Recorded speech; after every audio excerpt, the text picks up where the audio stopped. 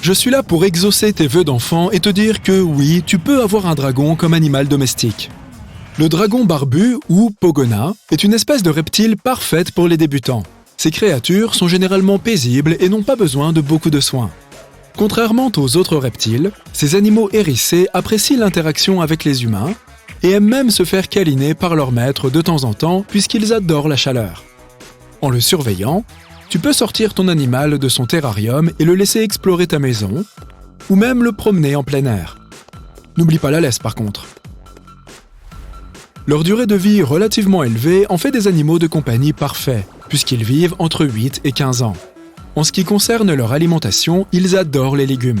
Si tu veux faire plaisir à ton dragon barbu, donne-lui des brocolis, du persil, des haricots verts ou des poivrons. Oh, regarde ce grand sourire et ses branchies roses. C'est-il pas trop mignon? Cette petite créature s'appelle un axolotl et c'est un animal totalement aquatique. À l'origine, il ne vivait que dans 2 lacs bien précis des environs de Mexico. Ce sont des cousins des salamandres.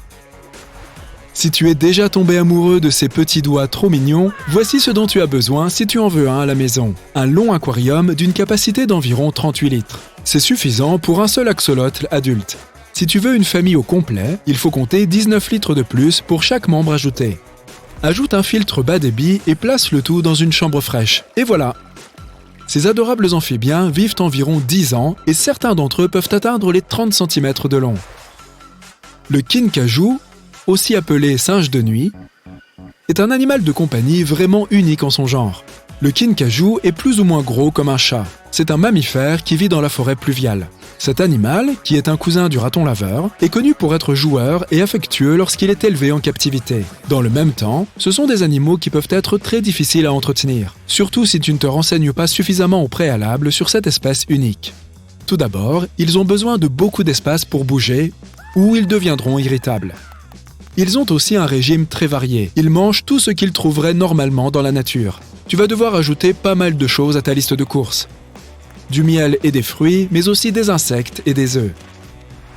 Si tu as le sommeil léger, le kinkajou n'est pas pour toi. C'est un animal actif la nuit. Pour le rendre heureux, il faut investir dans de nombreuses structures qui lui permettent de grimper et dans de nombreux jouets. Le fennec est originaire du désert du Sahara, mais on en trouve aussi aux États-Unis. Et certaines personnes décident d'en faire des animaux de compagnie. Oui, ils sont uniques et vraiment mignons. Mais ce n'est pas un choix idéal pour tout le monde, puisqu'ils sont assez exigeants. Tout d'abord, ils sont vraiment pleins d'énergie, et ils s'ennuient facilement s'ils n'obtiennent pas toute l'attention qu'ils réclament, puisque ce sont des animaux très sociables. Le fennec n'est pas un animal domestiqué.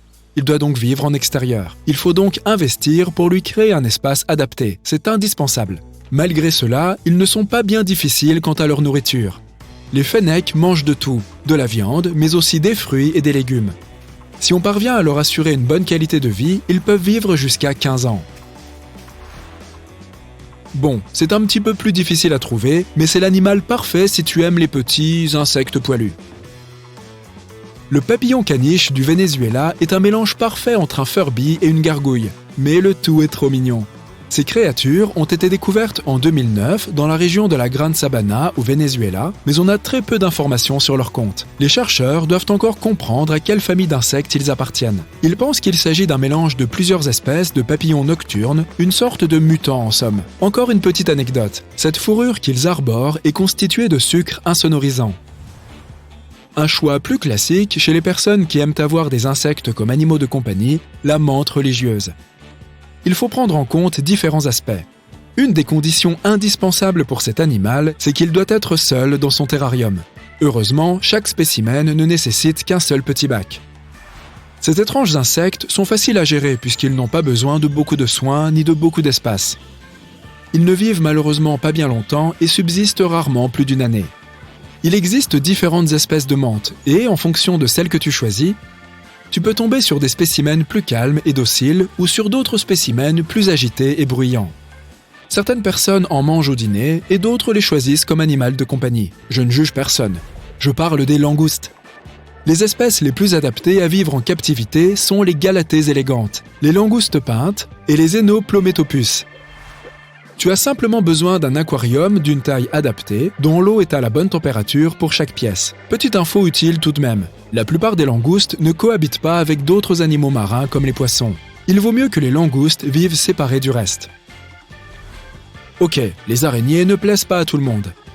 Mais crois-moi, la façon dont elles construisent leurs maisons et leurs habitudes de chasse sont super intéressantes à observer. En plus, c'est un animal silencieux, idéal si tu as des voisins casse-pieds.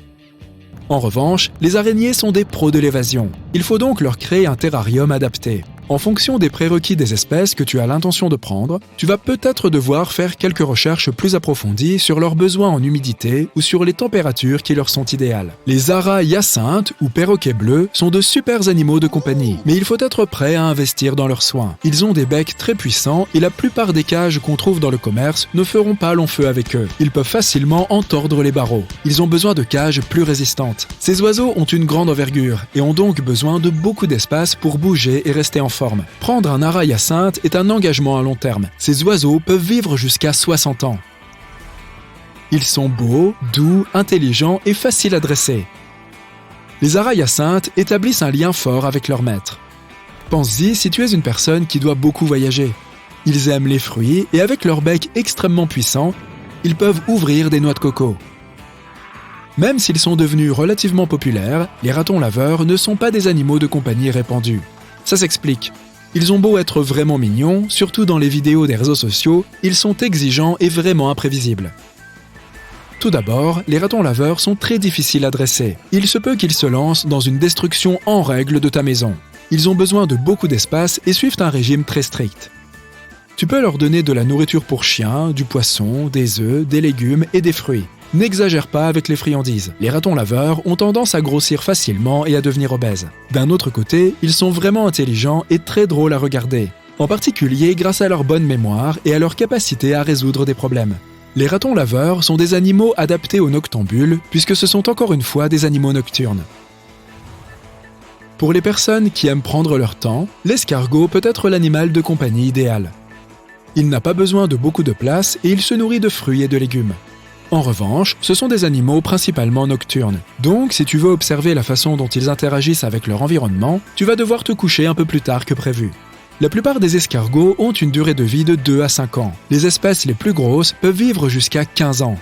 Si tu tombes sur un escargot dans ton jardin et que tu t'y attaches, difficile de savoir quel âge il peut déjà avoir.